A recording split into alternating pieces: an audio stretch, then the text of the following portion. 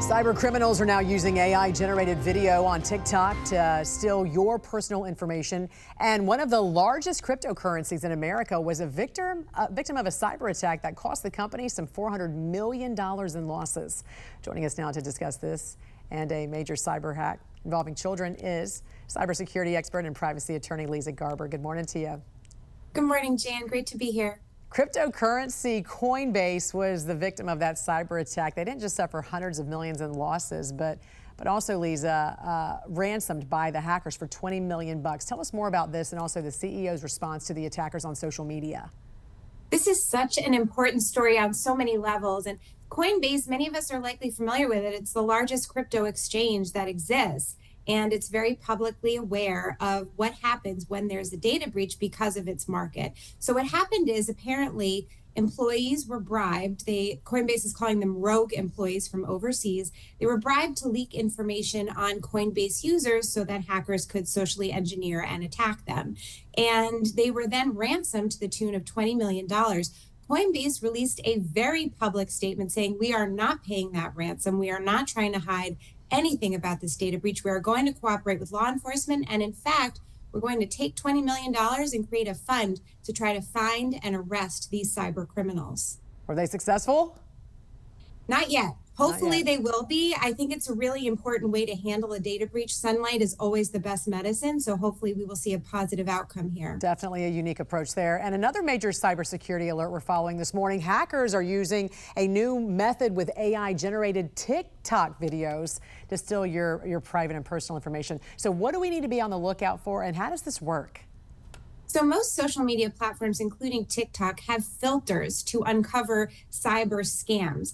But those filters are tuned to look at language, written language. These videos are all spoken voice, and they go under the radar because of this methodology. So what happens is these videos, which are likely AI generated, give instructions via voice that tell people how to change settings on their devices and within the platforms so that they can get free Spotify access, free Microsoft Word access. But in fact, what they're doing is allowing hackers into their systems, and they've been viewed hundreds of thousands of times. Wow, that is alarming. And, speaking of AI, this is another alarming trend parents need to pay attention to specifically because children, teens, and even young adults are turning to these AI chat bots, uploading their photos, and essentially asking to be rated on their looks, and then also asking for suggestions on what they need to do to improve their appearance. I'd never heard of this before. How concerning is this, though? It's very concerning. And we've seen viral trends go on these ChatGPT and other chatbots before, including make yourself into an action figure. The problem with these trends, besides the psychological effects of asking a chatbot if you're quote unquote hot or not, is uploading the personal information necessary for the chatbot to run its algorithm. So you're asking for photos, for information about you, maybe your age, demographic information. Remember, the algorithms are taking all of that information in, and they're using it in ways you have no control over. Yeah, and so they're going to be... Go ahead. They're going to be storing it. They're going to be selling it to vendors. They're going to be sharing it in places we don't have control over. So while it's fun to partake in a social media trend, although I don't honestly understand this one, it's going to be problematic for our privacy. Yeah. Not to mention, you're getting your self-worth, your self-esteem from an AI chatbot, right? So what legal issues also do you see here? Because I was reading, aren't some of the suggestions based on marketing with shopping products and procedure recommendations? Yes. So the way these AI chatbots work is they're trained on everything available on the internet. That could be publicist-generated articles from makeup companies or cosmetic companies or doctors. And it could also be AI garbage that's out there that they're just ingesting. There are no guardrails. There are no ethics here. And there's no medical personnel vetting this information. So if you're going to ChatGPT for makeup information or cosmetics or drug interactions, you really need to have a professional review that information first.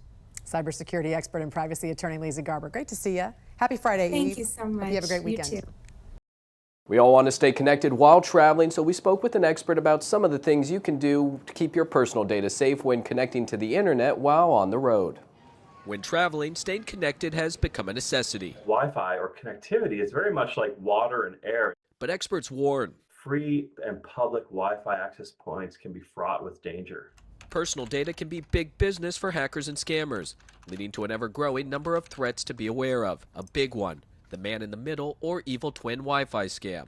A Wi-Fi network that looks like the real legitimate one, but it's actually run by somebody who could be very nearby, trying deliberately to intercept your data. Passwords, logins, they could even hack into your computer. Internet security expert and CMO president Eric Plam says these are some things to remember when connecting to that cafe, airport, hotel, or other public and free Wi-Fi.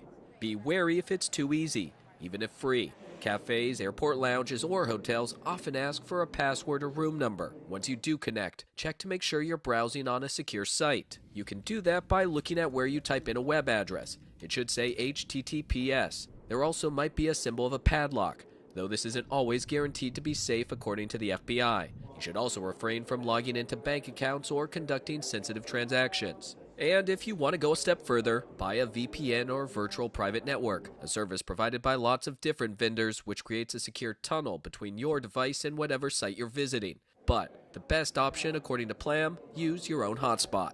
This is the most secure and convenient way to go. And these days, many of our smartphones can turn into their own hotspot, but Plam warns be wary of battery drain, also excessive roaming charges, especially if overseas. He says the best option, if you're able to afford it, is to buy your own personal hotspot and then carry that with you when you travel. In Washington, I'm Michael Yoshida reporting.